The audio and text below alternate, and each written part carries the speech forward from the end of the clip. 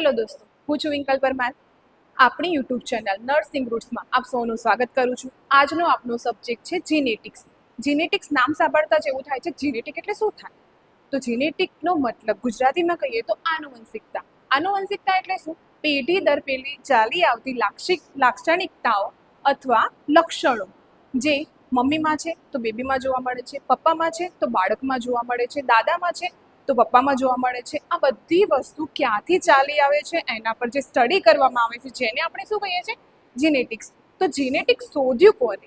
તો જોઈએ આપણે આજે જીનેટિક ક્યાંથી ઉતરી આવ્યું છે, કોને શોધ્યું છે, જીનનો મતલબ શું થાય છે. The terms of genetics was introduced by Bateson in 1906.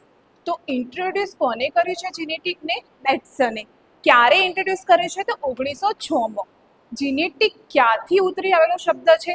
It has been derive from the genetic is Greek word. ક્યાંથી ઉતરી આવ્યો છે? તો ગ્રીક વર્ડ પરથી શું ઉતરી આવ્યું છે? જીનેટિક્સ ઉતરી આવ્યું છે. જીનેટિક્સની અંદર આ છે જીન્સ. જીન્સનો મતલબ શું થાય તો જોઈએ. જીન્સ એટલે કે to become or two grow into, મતલબ એના જેવું છે અથવા એના અનુસંધાનમાં છે, જેનો મતલબ